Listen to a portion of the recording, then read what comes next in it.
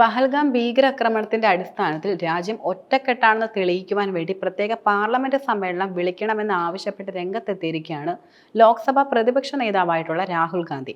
April 22-ന് Jammu കാശ്മീരിലെ പഹൽഗാമിൽ നടന്ന ഭീകരാക്രമണത്തിന്റെ അടിസ്ഥാനത്തിൽ പാർലമെന്റിലെ ഇരുസഭകളുടെയും പ്രത്യേക സമ്മേളനം ആവശ്യപ്പെട്ടാണ് രാഹുൽ ഗാന്ധി ഇപ്പോൾ പ്രധാനമായിട്ടും രംഗത്തെത്തിയിരിക്കുന്നത്. ആക്രമണം എല്ലാ ഇന്ത്യക്കാരെയും പ്രകോപിപ്പിച്ചിട്ടുണ്ടെന്നും അതുപോലെ ഏകീകൃത പ്രതികരണത്തിന്റെ ആവശ്യകതയുണ്ടെന്നും രാഹുൽ ഗാന്ധി ശക്തമായി തന്നെ കത്തിൽ ആവശ്യപ്പെടുകയുണ്ടായി. പഹൽഗാമിലെ ഭീകരാക്രമണം ഓരോ ഇന്ത്യക്കാരനെയും യഥാർത്ഥത്തിൽ പ്രകോപിപ്പിച്ചിരിക്കുകയാണ്. ഈ നിർണായക സമയത്ത് ഭീകരതയ്ക്കെതിരെ നമ്മൾ ഒരുമിച്ച് നിൽക്കണമെന്ന് ഇന്ത്യ കാണിച്ചു കൊടുക്കുകയും വേണം. ജനപ്രതിനിധികൾക്ക് അവരുടെ ഐക്യവും അതുപോലെ ദൃഢനിശ്ചയം പ്രകടിപ്പിക്കാൻ പാർലമെന്റിന്റെ ഇരുസഭകളുടെ പ്രത്യേക സമ്മേളനം വിളിച്ചു കൂട്ടണമെന്നും പ്രതിപക്ഷം വിശ്വസിക്കുകയും ചെയ്യുന്നുണ്ടെന്നും കത്തിൽ പറയുന്നുണ്ട്. മാത്രമല്ല, ഒരു സമ്മേളനം എത്രയും വേഗം വിളിച്ചു കൂട്ടണമെന്ന് അഭ്യർത്ഥിക്കുന്നുവെന്നും കത്തിൽ ആവശ്യപ്പെടുകയുണ്ടായി.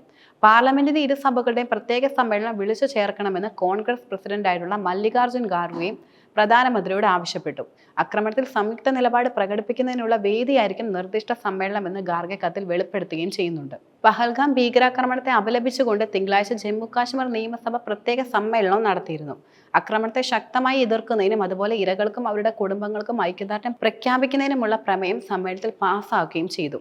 കൂടാതെ ഭീകരാക്രമണത്തെ അപലപിച്ചുകൊണ്ട് ജമ്മു കാശ്മീർ ഉപമുഖ്യമന്ത്രിയായിട്ടുള്ള സുരീന്ദർ ചൗധരി സമ്മേളനത്തിന്റെ തുടക്കത്തിൽ തന്നെ പ്രമേയം അവതരിപ്പിക്കുകയും ചെയ്യുകയുണ്ടായി.